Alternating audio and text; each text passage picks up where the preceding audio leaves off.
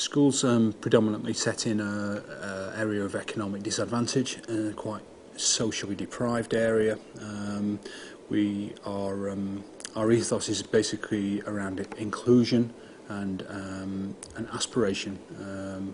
Many of our children have no aspiration or little aspirations fostered from their parents, and we saw ICT as a conduit to reverse that and raise aspiration.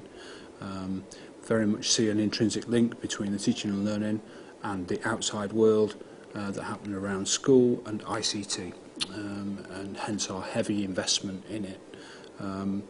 It's ultimately the investment is aimed at raising standards within school through an interesting, motivational, aspirational manner. We aim to ensure that every child in school reaches their full potential and also prepare them for the future life. As we know, the world is changing rapidly, and so we try and create adaptable and active learners who are not frightened to take risks and also are willing to engage in new experiences. We do try to offer a range of experiences within a creative curriculum. We find that ICT enables to provide an inclusive curriculum more easily, and then more children do become engaged and they're able to reach their own level of success. We find that this in turn gives them greater confidence in their ability to learn, and then they're much more likely to become lifelong learners.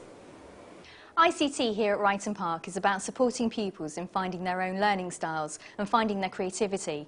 It's about inspiring pupils to fulfil their potential and to become independent learners. It's about supporting pupils to learn at their own pace and allowing us as practitioners to develop more personalised learning for each and every pupil. In my experience, ICT certainly transforms learning, engages all pupils, especially boys, but also those that have been on the periphery becoming disengaged from education. ICT also supports and promotes inclusivity. Throughout our multimodal projects of the Snowman and the Naughty Bus, this has certainly been the case. We embrace the technology, but it has to be purposeful. Our youngest pupils are coming into school expecting more. For example, it's no longer about having toy phones in the home corner. They have the real deal, connecting them to different areas in the unit, promoting speaking and listening, independence and real purpose for learning. Using a range of ICT in the classroom enables us to engage all our children in their learning. Everyone is involved. It helps us to provide a creative and a fun curriculum, accessing a range of quality resources quickly. The way we use IT changes on a daily basis. The children often come up with new ways to work, personalising their learning and sharing their knowledge and skills with each other. The children demonstrate a deeper learning and are more independent learners. Having their own netbooks enables them to take their work home, personalise it and involve their parents in their learning.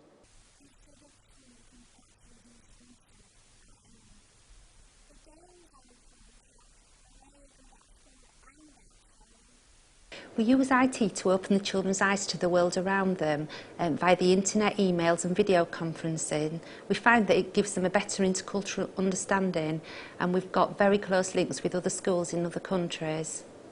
We particularly use ICT to provide a lot of experiences and opportunities for the children, and we hope that these experiences will help the children to get greater confidence and therefore be more willing to take on board new experiences.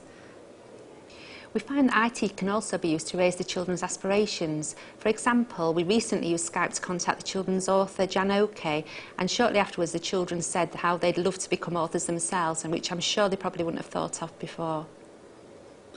We're clear that in an ever-changing world in which we live and our children are growing up, we need to be continually adapting our approaches to ICT to enable children to have the skills to survive in the world in the future. That might be through a continued investment of new technologies or just an interesting slant on how we use older or existing technologies. But we're very, very clear that the link between ICT and the future of our children is intrinsic.